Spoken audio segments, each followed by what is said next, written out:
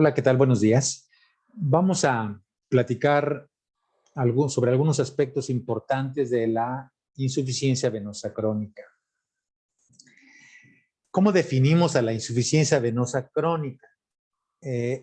La insuficiencia venosa crónica o enfermedad venosa crónica se define como la incapacidad de una vena para conducir un flujo de sangre en sentido cardiópeto, adaptado a las necesidades, el drenaje de los tejidos, la termorregulación y la reserva hemodinámica con independencia de su posición y su actividad. Si bien es cierto que existen múltiples antecedentes históricos al respecto de esta condición patológica, de esta entidad, desde los griegos, esta imagen que todos ustedes han visto, este bajorrelieve votivo de una extremidad con una vena safena mayor varicosa. Entonces, y esta muestra que la enfermedad varicosa desde el papiro de Evers, algo así como desde el 1550 antes de Cristo, de la edad cristiana, describe la enfermedad varicosa y hace mención al tratamiento de las varices y de las úlceras venosas mediante su cauterización.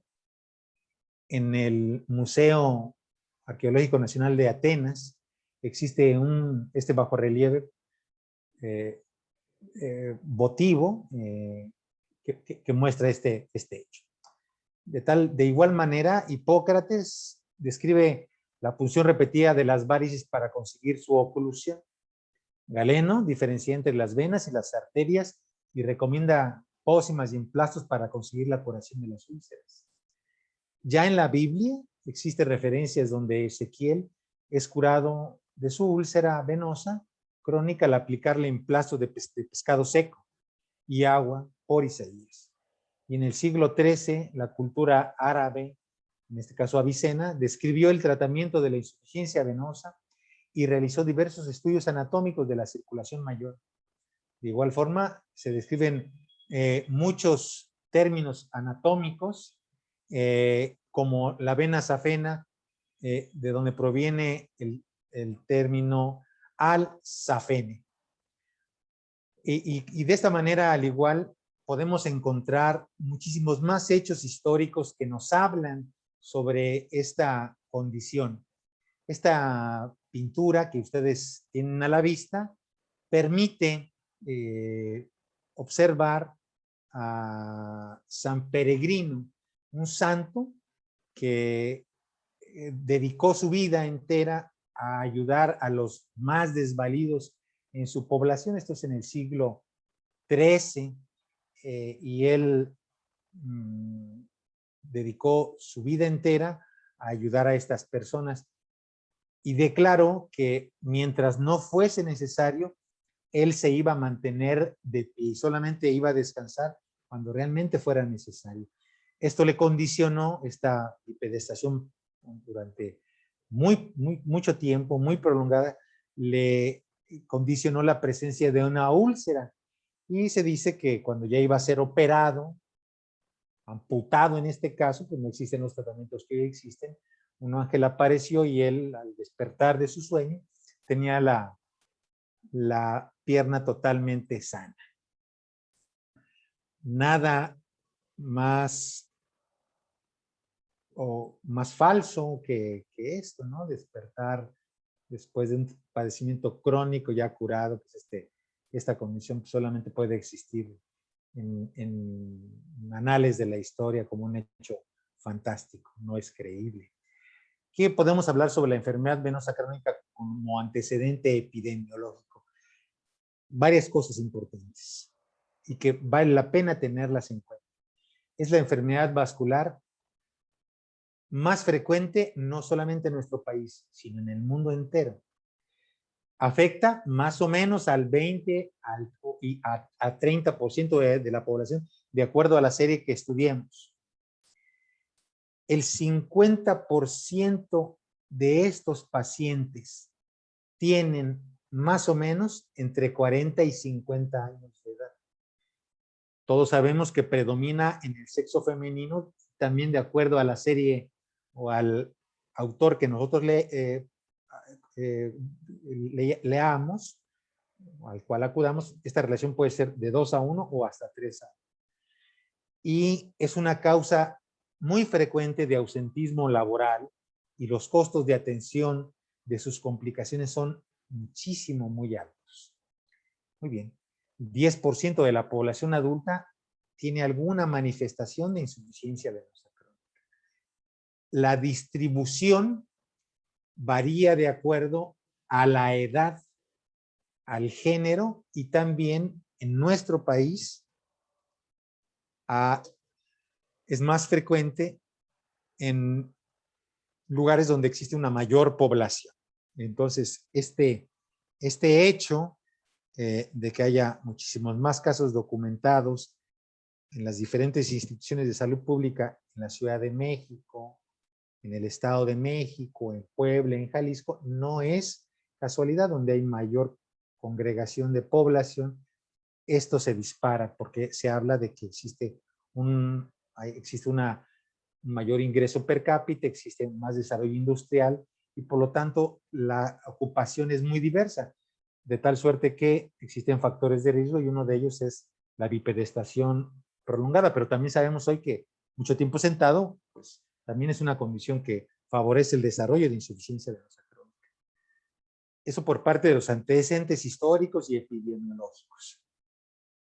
Pero también es importante que nosotros recordemos que debemos hablar todos el mismo idioma y que existe una nomenclatura actual de la anatomía venosa de los miembros inferiores que tiene una clara correlación con la imagen ecográfica.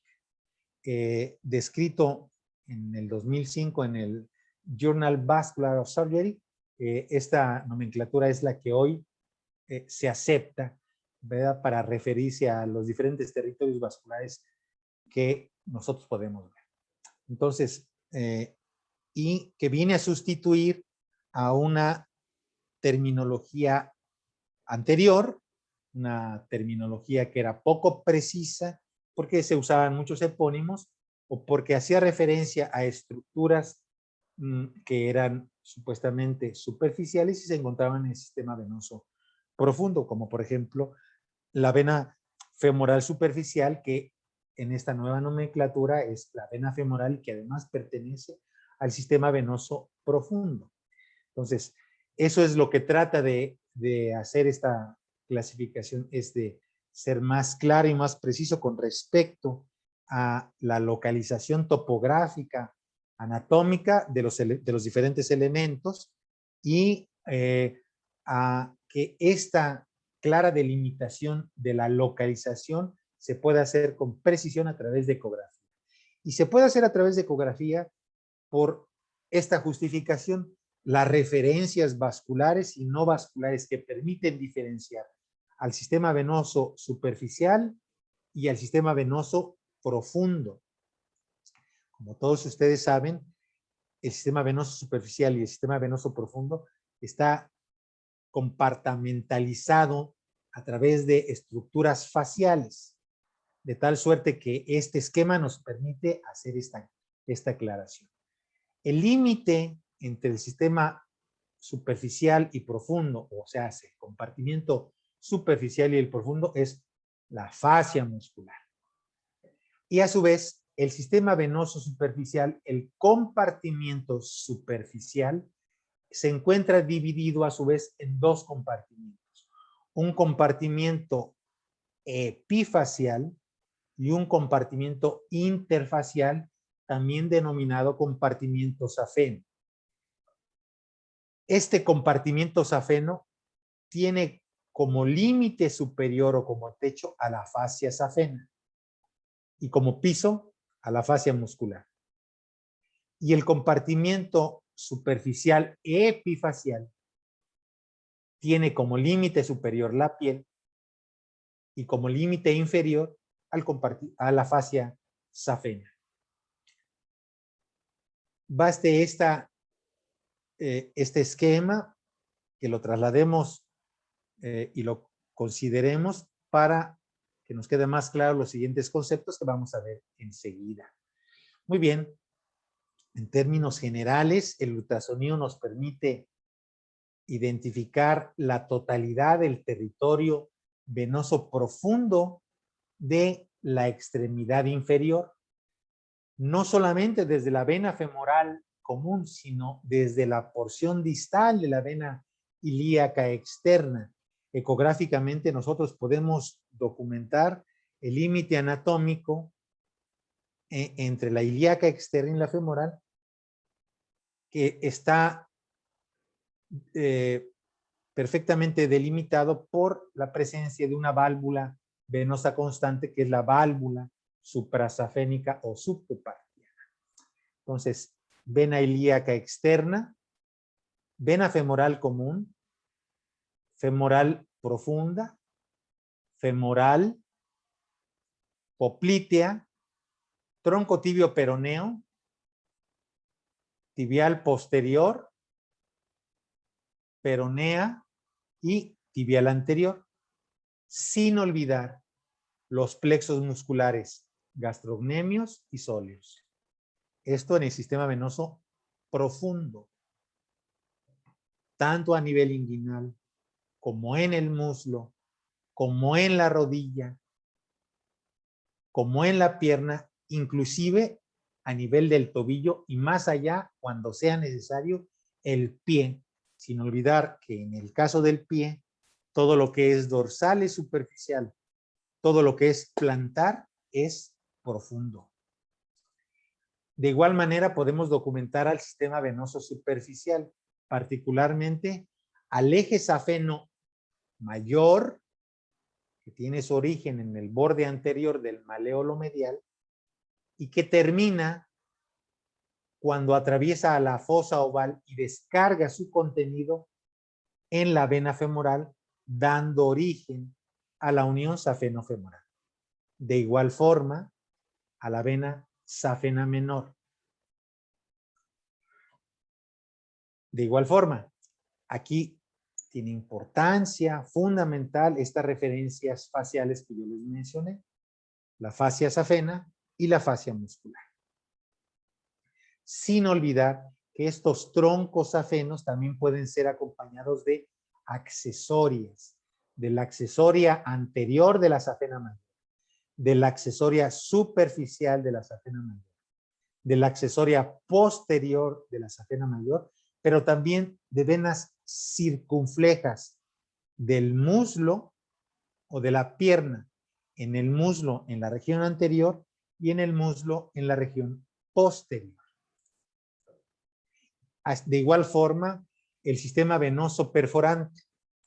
Sistema venoso perforante que es muchísimo, muy importante y de la cual se pueden o se han estudiado una gran cantidad de estructuras venosas perforantes que tienen como función principal comunicar al sistema venoso superficial con el sistema venoso perforante. Y encontramos, perforantes a nivel de la ingle, a nivel de la rodilla, a nivel del muslo, a nivel de la pierna, a nivel del tobillo y a nivel también del pie. Cabe mencionar que aquellas venas perforantes en el pie pueden tener una dirección de flujo inversa a la que habitualmente tienen el resto de las venas perforantes. Esto es de superficie a profundidad, pero bueno, esto es otro tema. ¿Cómo se lleva a cabo o cuál es realmente la función que tiene el sistema venoso profundo? Pues sí, traslada grandes volúmenes a la circulación menor, o sea, traslada desde territorios distales en el pie, en la pierna y así progresivamente hasta el corazón derecho. ¿Para qué? Para llevarlo a la circulación menor, se oxigene y vuelva a través del sistema arterial. Pero ¿cuáles son las principales funciones? Bueno, una de ellas, pues, sirve como reservorio ¿verdad? Sirve como reservorio. Este retorno venoso proviene fundamentalmente del lecho capilar. ¿Y cómo se ejerce el retorno venoso? Bueno, se ejerce a través de fuerzas, de un mecanismo de válvulas y de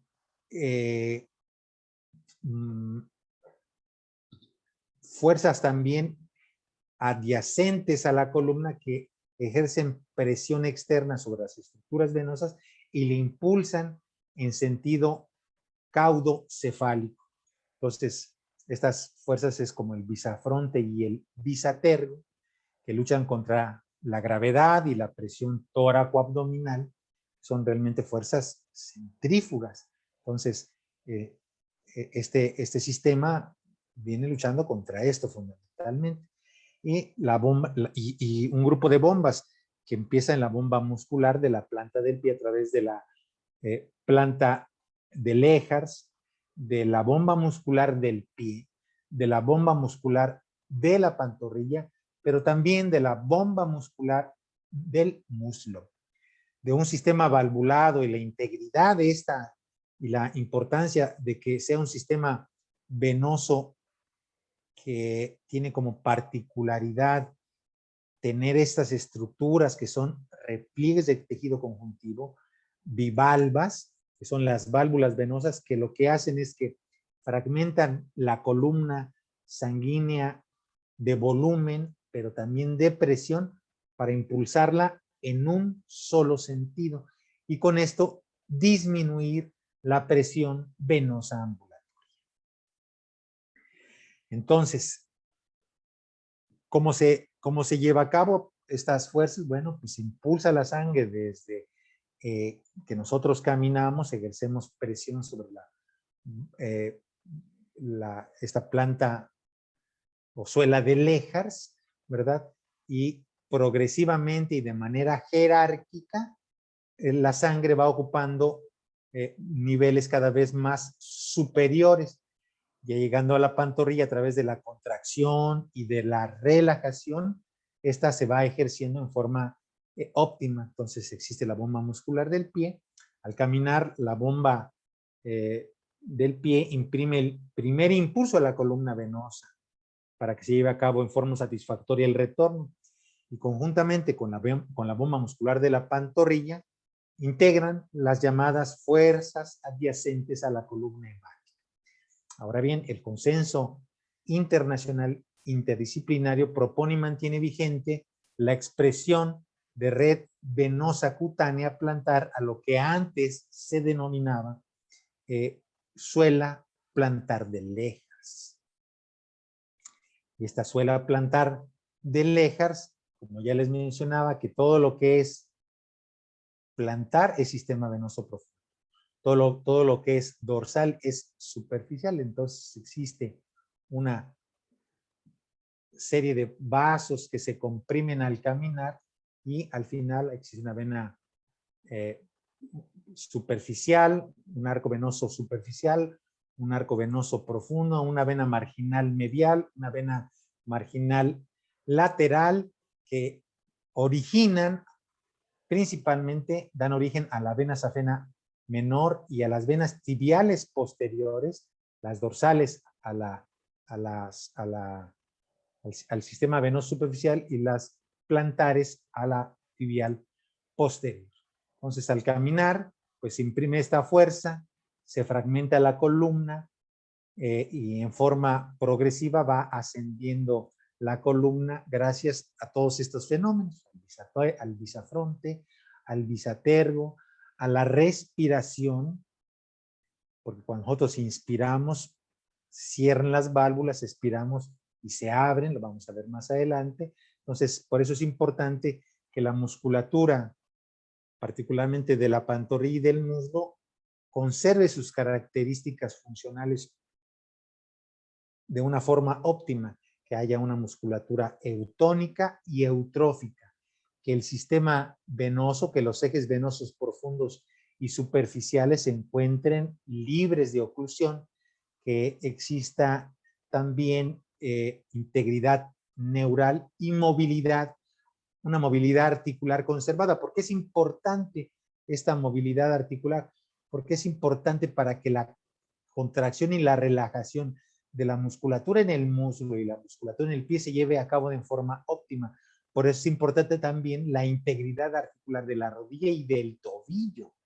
Cualquier alteración en estos niveles trae como consecuencia la presencia de cambios incipientes que progresivamente van incrementándose y desarrollan signos de insuficiencia venosa. Por eso aquellos pacientes que se les hace algún recambio articular, que tienen necesidad de una prótesis articular, la deambulación pronta, la rehabilitación debe de llevarse a cabo lo más rápido posible. Pero también es cierto que ese tipo de pacientes deben de ser evaluados desde el punto de vista vascular antes de ser llevados a esto para identificar si existe algún factor de riesgo, si tienen varices, si tienen antecedentes de síndrome postrombótico o se documenta ecográficamente o tienen un cuadro de trombosis venosa profunda, porque esto va a dar pie a que la cirugía programada se retrase hasta que se encuentren las condiciones más óptimas. Lo mismo sucede también en este paciente que fue llevado a quirófano por una lesión del tendón de Aquiles. Por eso es importante esto. También aquellos pacientes que se desarticulan, es un paciente diabético que no tiene una adecuada movilidad a nivel del pie y parcialmente del tobillo, ¿verdad? La musculatura de la pantorrilla debido a lesiones musculares también, cuando esta se prolonga mucho por lesiones muchísimo muy graves, ¿verdad? También puede traer como consecuencia datos de insuficiencia venosa. ¿Qué importancia tiene también que exista una respiración adecuada, ¿no? Que las fases de la inspiración y la expiración sean las adecuadas y que no exista patología que restrictiva al respecto? ¿Qué es lo que sucede cuando nosotros inspiramos? ¿Qué sucede con las válvulas venosas en las extremidades inferiores? Cuando nosotros inspiramos, asciende mi diafragma. Asciende mi diafragma. Se disminuye la presión intraabdominal. Nosotros inspiramos y se cierran las válvulas venosas. Nosotros expiramos, baja el diafragma y viene y cese el retorno. Entonces nosotros inspiramos, cese el retorno, expiramos, viene el retorno venoso. Aumenta la presión intraabdominal cuando nosotros expiramos. Cuando nosotros inspiramos, disminuye la presión intraabdominal. Entonces, nuevamente, inspiramos, asciende el diafragma, disminuye la presión en el abdomen, se cierran las válvulas venosas. ¿Por qué hago esta aclaración puntual? Porque nosotros, para hacer una adecuada valoración del sistema venoso, requerimos el apoyo del paciente. Es un estudio en el que el paciente participa activamente a través de las llamadas maniobras provocativas, que son maniobra de Valsalva, dorsiflexión de los dedos del pie y maniobra de Paraná. Saber, tener claro qué fenómenos suceden cuando nosotros le pedimos al paciente que ejerza estas maniobras provocativas o las sucedáneas, es importante para entender la hemodinamia. Dentro del sistema venoso se encuentra circulando la mayor cantidad de volumen comparado con las arterias. Entonces, con respecto al volumen circulante, tenemos aproximadamente entre 60 o hasta 70% del volumen circulante se encuentra en las válvulas y podemos albergar grandes volúmenes debido a que es un sistema de baja resistencia, ¿no? Eso es importante. Y dado además de que la estructura propia de las venas, la estructura en sus paredes es muy particular, permite esto, una capa muscular muy bien desarrollada, pero delgada y una capa, un endotelio vascular también muy importante y una capa externa también muy claramente delimitada, al igual que en las arterias. Al final de cuentas, cuando alguno de estos fenómenos de que yo les acabo de mencionar, el bisafronte, el bisatergo, la respiración, la adecuada movilidad articular, la integridad muscular, esta eutónica, eutrófica, que se encuentren adecuadamente funcionantes las válvulas venosas. Si existe una alteración en cualquiera de estos elementos que en su conjunto trabajan para llevar de vuelta al corazón derecho todos los volúmenes que tiene el sistema venoso profundo particularmente, cuando alguna de estas condiciones está mal, trae como resultado hipertensión venosa. Y esta hipertensión venosa es el origen, desde el punto de vista fisiopatológico, de la insuficiencia venosa crónica. Entonces, ¿qué requerimos para hacer una adecuada valoración? Pues que el equipamiento con el que tenemos sea el más óptimo.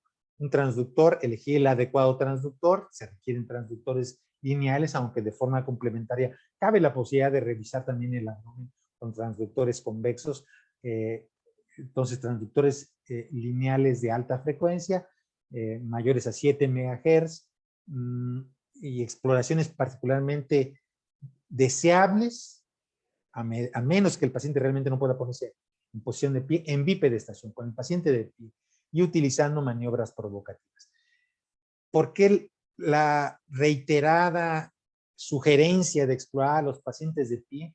Porque en posición de pie, ¿verdad?, se genera la disminución, y al caminar se genera la disminución de la presión venosa ambulatoria. Por eso es importante, y solamente con el paciente de pie y simulando la deambulación a través de las maniobras provocativas, podemos tener claro este tipo de fenómenos, particularmente que se llama función antigravitatoria de base, que solamente se ejerce con el paciente de pie. Si al paciente lo acostamos, yo lo recuesto, esta queda abolida. Entonces, aunque yo le pida al paciente que haga maniobra de Valsalva y estoy evaluando la unión safeno-femoral, esta no es la forma correcta, la forma adecuada. Además, es una evaluación antifuncional, porque debemos hacerlo con el paciente de pie, ya que esta función antigravitatoria solamente se da con el paciente de pie, y esta función antigravitatoria hace que durante la inspiración se cierran las válvulas venosas, y estos volúmenes que recaen sobre los senos es lo que ayuda a que coapten de forma consistente. Si yo acuesto al paciente, esto queda abolido de tal suerte que los complejos valvulares ostiales o aquellos aparatos valvulares que son constantes y que tienen particular importancia, queden abolidos por el solo hecho de poner al paciente en decúbito. Entonces, echamos mano de maniobras provocativas, echamos maniobra de Valsalva, dorsiflexión de los dedos del pie y maniobra de Paraná. Entonces, esto es mucho, mucho, mucho, muy importante. Entonces, estas son la justificación y de tratar de hacerlo lo más apegado a la fisiología, hacerlo así. Para maniobra de Valsalva, le pedimos al paciente que ponga el abdomen duro, que puje hacia afuera, y yo constato, pongo la mano en el abdomen del paciente. Cuando el paciente hace eso, es el esquema que yo le decía, cuando el paciente hace maniobra de Valsalva, se cierran las válvulas venosas. Cuando él suspende la Valsalva, se abren las válvulas venosas. Y solamente es válido con el paciente en bipedestación. Otra, esto simula la deambulación, por lo tanto, la adecuada movilidad articular, la integridad muscular de esta musculatura eutónica y eutrófica en un sistema venoso libre de obstrucciones y vamos a valorar las válvulas. Entonces, dorsiflexión de los dedos del pie. Cuando el paciente levanta los dedos del pie, hay contractura de la musculatura de la pantorrilla. Ahí hay sístole muscular. En ese momento se impulsa la mayor parte de volumen a través del sistema venoso profundo. Hasta el 90% del volumen viaja a través del sistema venoso profundo. Dorsiflexión de los dedos del pie. Cuando el paciente baja, diástole muscular. Relajación de la musculatura. Una imagen, una maniobra más de la cual echamos mano, maniobra de Paraná. El paciente se apoya sobre la extremidad que estamos explorando y durante el apoyo total de la extremidad hay contracción de la musculatura de la pantorrilla. Él apoya y en ese momento hay contracción isométrica de la musculatura de la pantorrilla y también del muslo. Ahí hay impulso a la columna sanguínea. La columna sanguínea se está fragmentando. La columna sanguínea, la columna de volumen y de presión se fragmenta y en forma jerárquica asciende. Lo que estamos simulando es la deambulación. Valsalva, dorsiflexión de los dedos del pie y Paraná. Y lo hacemos ¿por qué? Porque las características del flujo venoso es respiratorio fásico, espontáneo y unidireccional. Hay maniobras sucedáneas. Una de ellas es la elevación, ¿verdad?, de los talones, la elevación simétrica o la elevación de un solo talón para evaluar la contracción de la musculatura del tobillo. Pero también se puede hacer algo que se llama maniobra de báscula, que en lugar de tener la pierna adelantada y hacer maniobra de Paraná, el paciente lo que hace es que se balancea hacia el lado que estamos explorando porque tienen las dos piernas puestas en la misma posición. Importante también recordar que hay aspectos o léxico con el cual nosotros tenemos que estar familiarizados cuando hablamos de insuficiencia venosa crónica. No solamente de los aspectos históricos, de la epidemiología, de la técnica, de la fisiología, de cuál es el factor fisiopatológico fundamental que compromete a las válvulas y condiciona el mal funcionamiento, sino también tenemos que estar, al igual que la anatomía, familiarizados con los aspectos hemodinámicos y saber a qué nos referimos cuando hablamos de flujo anterógrado o retrógrado, reflujo, punto de fuga, punto de reentrada, competencia o incompetencia valvular. Flujo anterógrado es el sentido del flujo fisiológico de una vena, o sea, es en sentido cardiópeto, de la periferia al centro, de distal a proximal, de cefálico a caudal. Flujo retrógrado es exactamente lo opuesto a lo que acabo de mencionar. Sería aquel flujo que viene en sentido opuesto al fisiológico, o sea, en el mismo sentido que las arterias. Eso es anormal. Punto de fuga. Estas dos últimas definiciones hacen referencia a la dirección del flujo en venas perforantes. Un punto de fuga sería el paso de un compartimiento interior a uno exterior. Y eso en el sistema venoso solamente se da en las perforantes. Y un punto de reentrada sería el paso de un compartimiento exterior a uno interior. En la insuficiencia venosa crónica hay factores de riesgo importantes que tenemos que tener en cuenta. Edad. Ya decíamos que la mayor parte de los pacientes que tienen insuficiencia venosa crónica son pacientes que tienen más de 40 años y que más del 50% de la población que tiene alguna manifestación de insuficiencia venosa la tiene en la década de los 40-50. Entonces, la edad es un factor de riesgo, no por la edad misma, y eso quiero dejarlo claro, sino porque a esta edad de los 40-50 se han cumplido ya algunos, o se han logrado algunos satisfactores, ¿verdad? Y llevamos una vida un poco más relajada, quizá tenemos una posición en el trabajo un poco más relajada, etcétera, etcétera. En lugar de caminar, para utilizar el transporte público tenemos un vehículo propio y vamos en el vehículo propio hasta en distancias muy cortas en lugar de caminar. A eso se refiere la edad. No tanto a otra cosa, propiamente, porque una gente de 40 a 50 años no es un adulto que esté imposibilitado para hacer muchas cosas, ¿no? Lo sabemos muy bien. Un índice de masa corporal mayor a 25 kilogramos por metro cuadrado, la historia familiar de insuficiencia venosa crónica, un rol genético. Sabemos bien que esta parte del género es importante, ya lo decíamos, de 2 a 1 hasta 3 a 1 a favor de las mujeres. Antecedentes de trombosis venosa profunda, que en muchos casos deja como complicación síndrome postrombótico y datos de insuficiencia venosa crónica, como en un círculo vicioso, menopausia, multiparidad, sedentarismo y disfunción de la bomba muscular de la pantorrilla, pero también del muslo.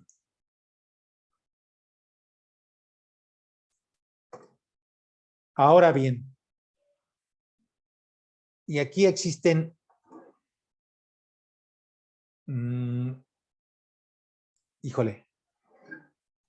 existen verdades a medias. En muchas ocasiones, el radiólogo, y yo como radiólogo lo digo, es muy dado a inventar. Insuficiencia venosa leve, insuficiencia venosa moderada, insuficiencia venosa grave, son términos que no existen. Que no existen en la literatura, que no existen en documentos científicos, ni en revisiones aceptadas en la literatura indexada. Podemos sí encontrar entendiendo que es insuficiencia venosa de los diferentes sistemas que existen. Entonces podemos encontrar insuficiencia venosa superficial, insuficiencia venosa profunda, insuficiencia venosa perforante, pero también podemos encontrar pacientes que tienen insuficiencia venosa combinada, esto es superficial y profundo, perforante y profundo, o de las tres, pacientes que tengan insuficiencia venosa superficial, profunda y perforante. Eso sí. Ahora bien, ¿cuál es el tipo de insuficiencia venosa más frecuente? Sin lugar a dudas, el sistema venoso superficial es el más extenso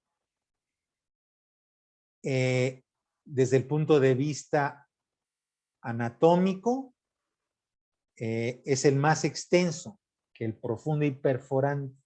Por lo tanto, y además está envuelto, o sea, lo rodea un tejido laxo y es muchísimo más fácil que éste tenga menos capacidad para la adaptación a la hipertensión venosa que el sistema venoso profundo, que está envuelto con un sistema, o más bien por estructuras músculo-ligamentarias que restringen la hipertensión.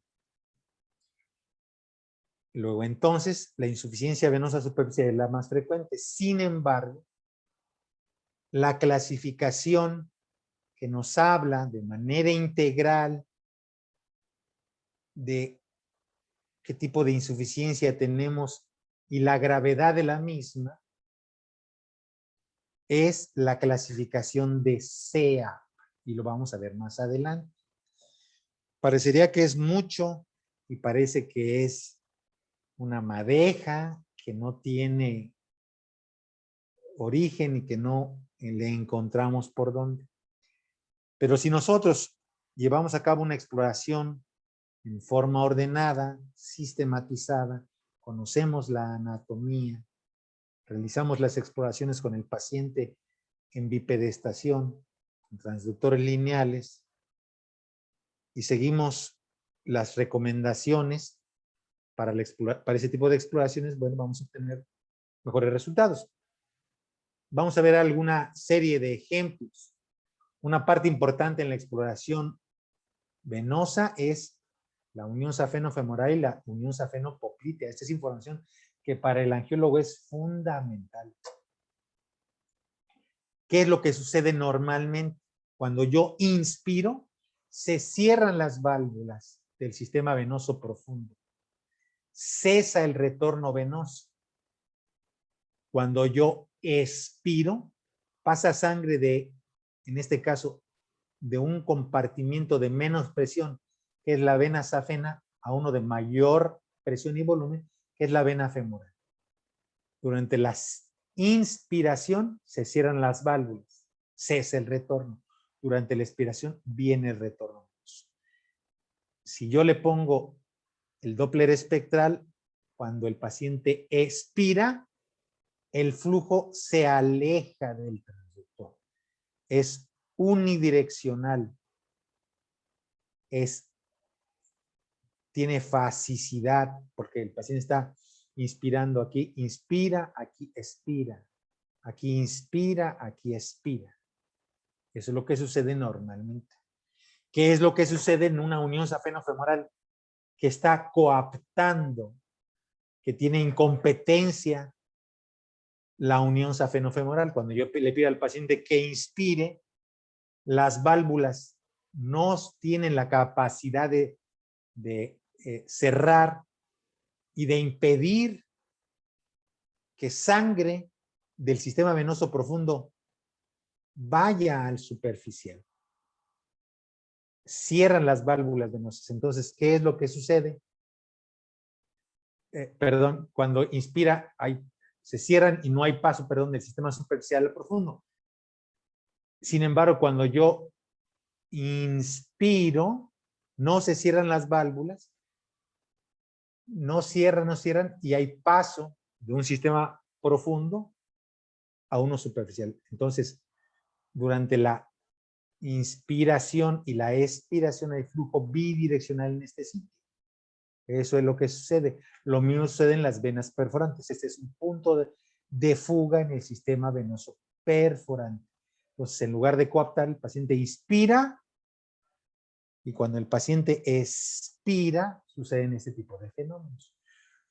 También es importante recordar que a nivel de la unión safeno-femoral podemos encontrar y existen hasta en el 90% de los pacientes un aparato valvular terminal y un preterminal.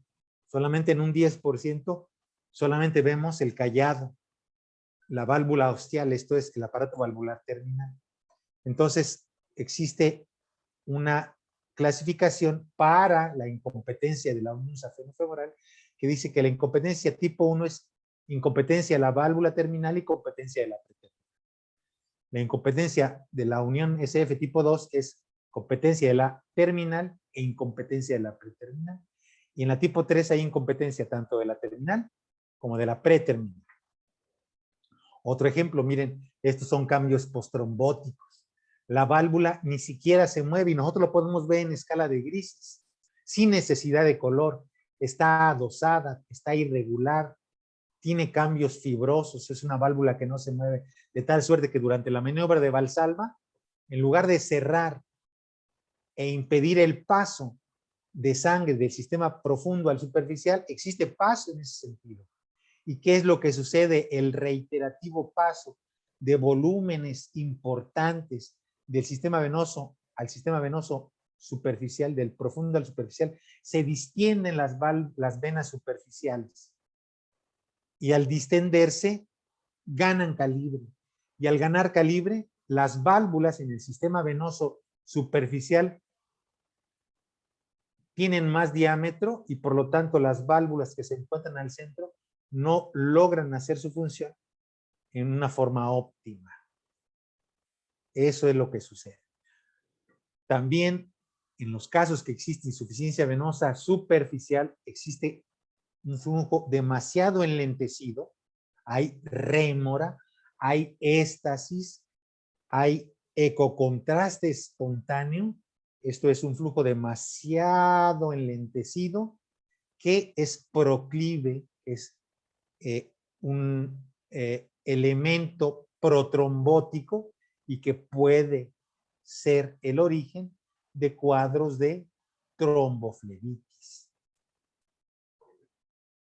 Un dato más, por debido a la hipertensión, es el paso de elementos en una diapédesis alterada y presencia de edema, que puede ser una manifestación de insuficiencia venosa.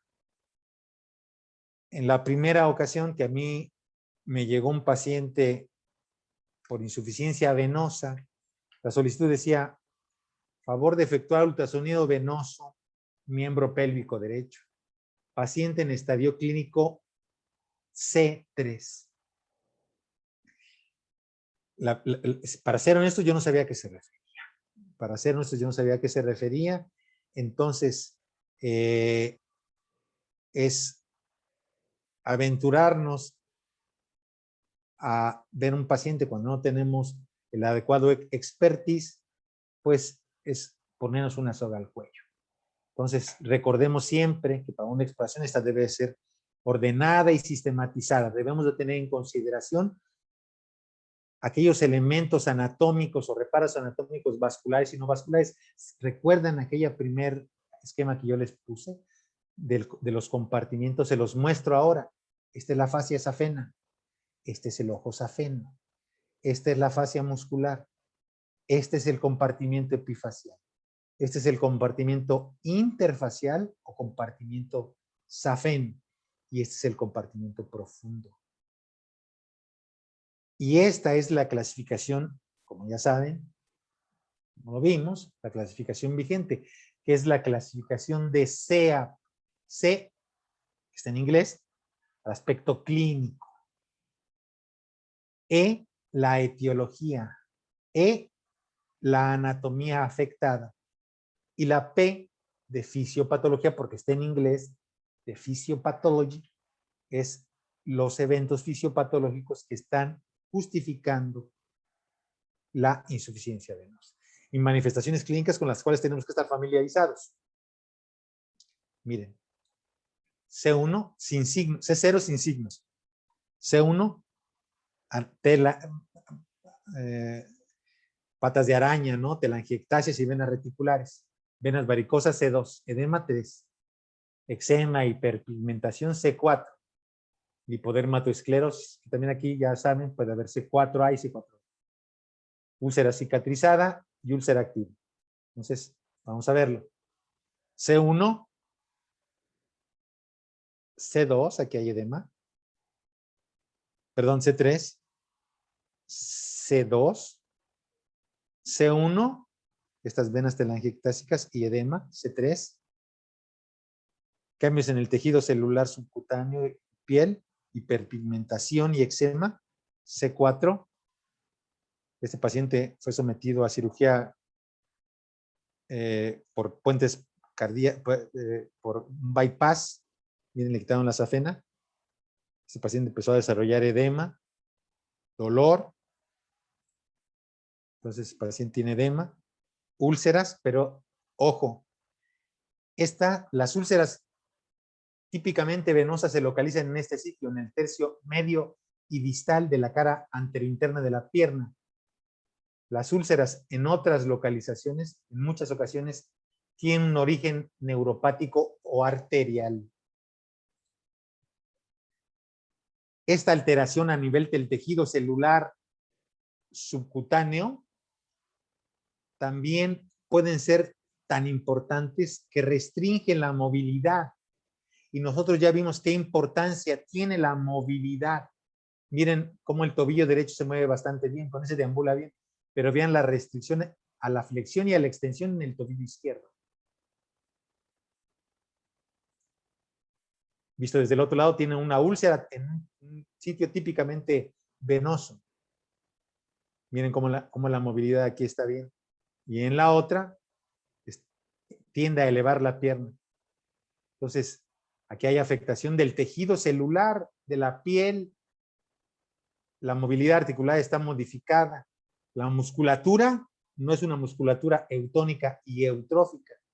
Es un paciente en síndrome postrombótico. Y con esa úlcera es C6. Para esto, A diferencia de la primera imagen en la que yo les mostraba a San Pellegrino, que se quedó dormido y cuando despierta ya estaba curado, aquí no hay curas mágicas. Aquí no se vale andar con supuestos o charlatanería. Las únicas, el ultrasonido adquiere un valor fundamental por ser inocuo. Lo podemos repetir, tiene bajo costo, es una modalidad que nos permite hacer una evaluación anatómica y funcional, cualitativa y cuantitativa. Pero tenemos que estar familiarizados con el aspecto clínico, ¿verdad? Esto en la nueva clasificación de SEA, esta es la llama para plantar, que tiene vértice inferior, y nos habla de un C3, no de un C1. Flama flebectásica para plantar. Y además que el ultrasonido nos permite en tiempo real documentar la dirección del flujo y no solamente ver con esta claridad la disposición, la extensión de los diferentes territorios afectados, si son epifaciales, interfaciales, profundos, sino también documentar reflujo durante las maniobras provocativas. Inspiración y expiración, reflujo en el sistema venoso profundo en un paciente con síndrome postrombótico. Este es otro paciente, esta es la confluencia femoral y hago hincapié. No es bifurcación femoral venosa, porque la sangre viene de la ilíaca externa, femoral común, femoral y femoral profunda. Es una confluencia femoral. Entonces, confluye que la vena femoral y la femoral profunda. Si fuera bifurcación, entonces estaríamos hablando de una arteria. Entonces, aquí no. Esto es confluencia femoral. Esto es confluencia femoral. Esto es confluencia femoral. Vena femoral profunda y vena femoral común. Confluencia femoral, no bifurcación. Para hacernos entender claramente con el médico tratante, con el cirujano vascular, con el angiólogo. Miren, en escala de grises. Unión safeno-femoral. Le pedimos al paciente que haga Valsalva. ¿Qué maniobras son particularmente útiles cuando exploramos el muslo y la ingle? La maniobra de Valsalva. ¿Cuáles son más útiles cuando exploramos de la rodilla hacia abajo? Dorsiflexión de los dedos del pie y maniobra de Paraná. Miren. Válvula preterminal. El paciente puja, retorno venoso. Hay reflujo. Reflujo. Está pasando reflujo del sistema profundo al superficial que se distiende. Y este puede comprometer el resto del eje safeno. Son algunos ejemplos de insuficiencia venosa. Y la insuficiencia venosa puede tener mucha sintomatología. El paciente puede sentir las piernas gruesas, dicen los pacientes, cansadas, por eso llegan y levantan las piernas. Pueden sentir hormigueo en las extremidades, pero para lo cual también tenemos que estar familiarizados. O el paciente puede no tener manifestaciones clínicas y síntomas y sí signos. Entonces, este es el caso de un paciente que realmente decía, no, pues es que a mí no me duele, no se me hinchan, pero miren, tenía una úlcera que ya se había cicatrizado. Aquí era C2, aquí era C5. ¿De acuerdo? ¿Qué es lo que podemos ver? Este es este paciente donde vemos durante la Valsalva, miren, este es el tronco safeno. Durante la Valsalva debería de suspenderse el retorno venoso. Valsalva, reflujo. Valsalva, reflujo. Unión safeno-femoral, reflujo. Aquí estamos en el tercio medio del muslo, reflujo en la safena. Reflujo en epifaciales infrapatelares, particularmente accesoria posterior. Confluencia femoral, permeable, unidireccional los flujos. Y una perforante en la pierna. Es un paciente en clasificación de C5. La etiología secundaria es un paciente en síndrome postrombótico por eso S. La anatomía afectada es superficial, perforante y profunda, y reflujo. Este es otro paciente que tiene asimetría, tiene unas manchas rojas en vino de Oporto, es una mujer joven, cercana a los 30 años. Esta es la unión safeno-femoral, permeable, sin reflujo. Tiene edema de la pierna. Vean cómo están disecados los septos de tejido conjuntivo. Tiene varices epifaciales con reflujo, tortuosas, ectásicas, dilatadas, acompañadas de reflujo. Miren, unión safeno-poplitea con reflujo. Tiene incompetencia de la unión safeno-poplitea y safeno-femoral normal, que es C3 porque tiene edema.